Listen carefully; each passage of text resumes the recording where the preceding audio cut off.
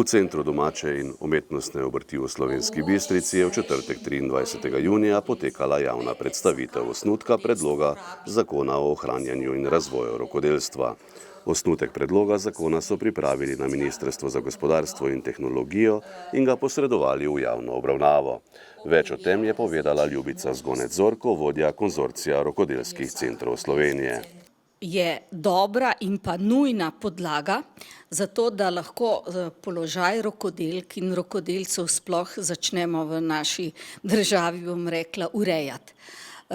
Zato, ker v svojem prvem členu zelo jasno opredeljuje, da je rokodelstvo dejavnost posebnega družbenega pomena v javnem interesu države in da želi s tem država ohraniti, zaščititi s tem zakonom rokodelska znanja, veščine in to rokodelsko kulturno dediščino. Se pravi, to je bistvo zakona, ki potem v naslednjih samo 27 členov je, kar je, bom rekla, zelo čitljivo, opredeljuje vse osnovne pogoje, to se pravi cilj zakona, kaj je vsebina, kako se bo to rokodelstvo zaščitilo, katere aktivnosti spadajo, potem opredeljuje osnovne pojme, na katere se potem bodo lahko vezale drugi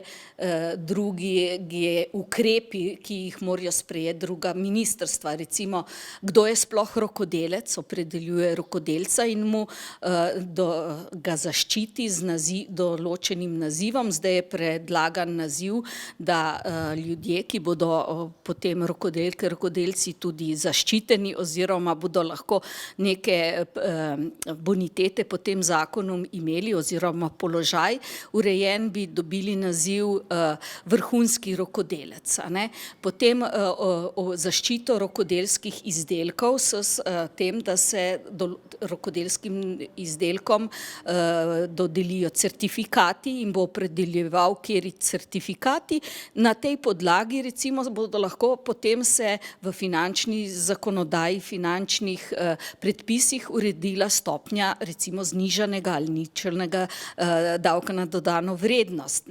To so pol v bistvu daje te osnove, pojme, tudi katere panoge gospodarske oziroma rokodelske panoge bodo spadale v to, ker vsako rokodelstvo tudi nima te dediščinske note in tudi potem ne bo zajeto v tem zakonu. To bo poseben predpis zraven, ki bo opredeljeval podrobno, iz katerih materialov morajo biti, kakšne znanja so potrebna za posamezno panogo in tako naprej. Imamo skoraj 100 panog v tem. Na žalost, že za marsikatero panogo sploh nimamo več nosilcev znanj.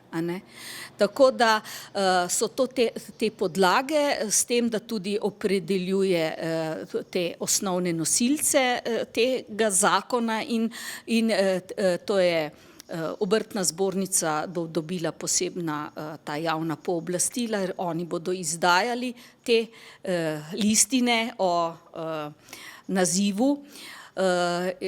Tudi določen neka izobraževalna shema se bo pripravila, po kateri se bo prenos znanj tudi prenašal in tudi opredeljena bodo znanja, ki jih morajo rokodelci imeti, da lahko ta naziv dobijo.